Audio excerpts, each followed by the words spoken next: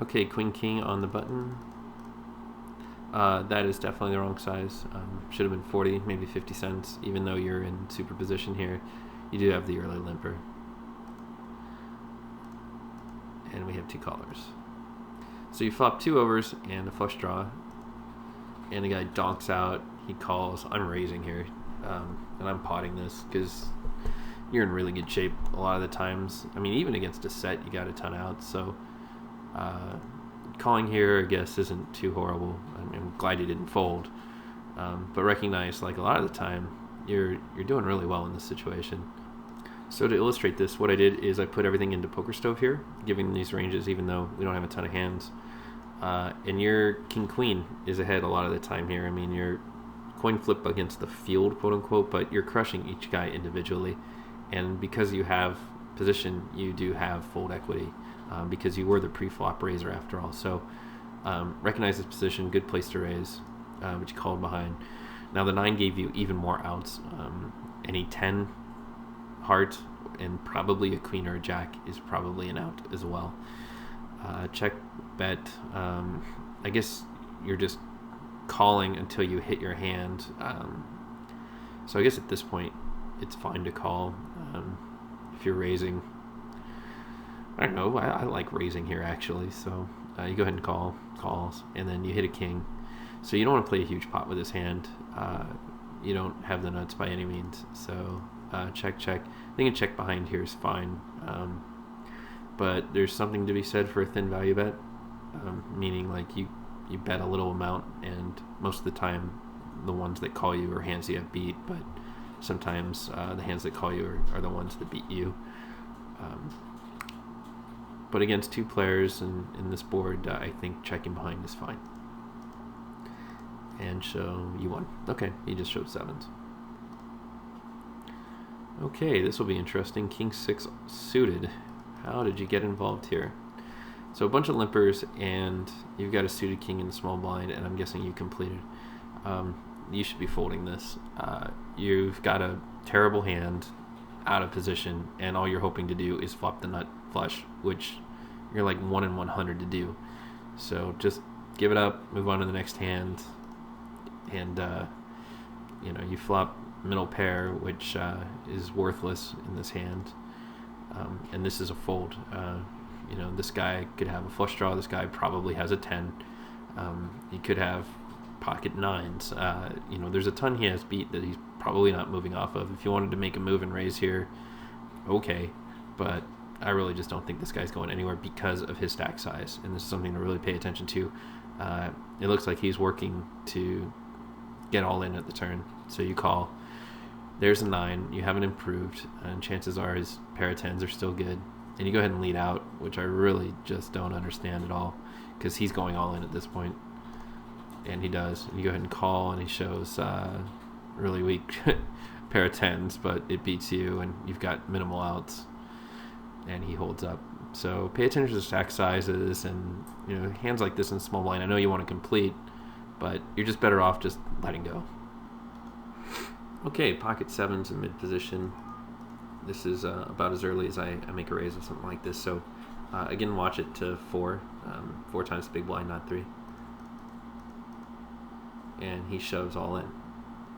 So I don't like a call here because you're never better than a coin flip, and you're getting the wrong odds, to call. So I let this go every time, and you call. And he shows 9s. So you're just crushed, and you get super lucky. So congratulations to you.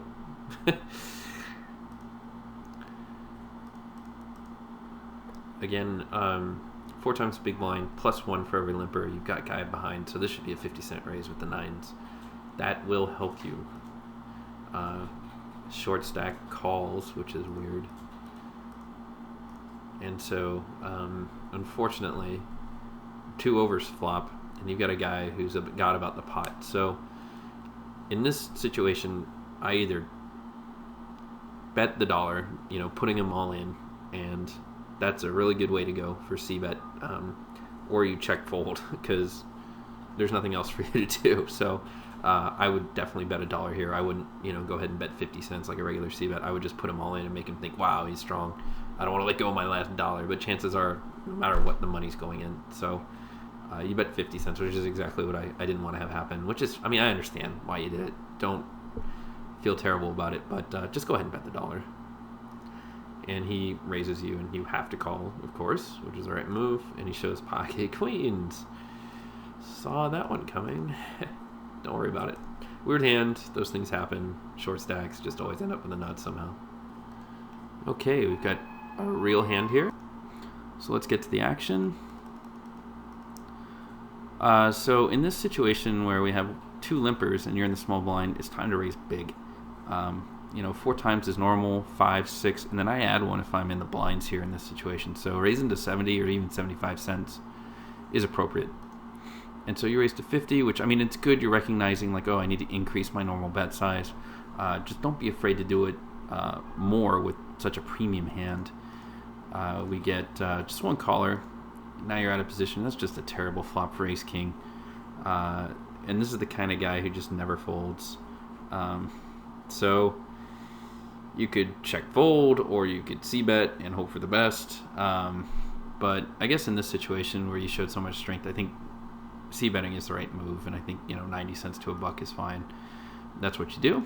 And so he calls, and there's another 4, and so that's not a great barrel card. So I think you're checking here, and he bets such a small amount that it's hard to say no to that, right? But in this situation, it's hard to think you're ahead. But he might just have a flush draw, so you go ahead and peel 1 straight here.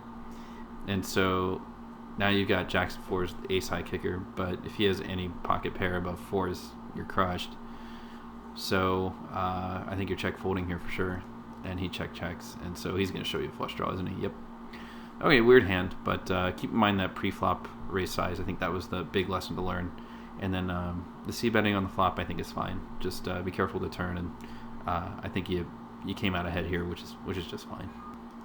Okay, we've got our last hand here, and you've got ace 7 offsuit in the cutoff. So if I see nitty players, especially on the button here, I'm definitely raising with this.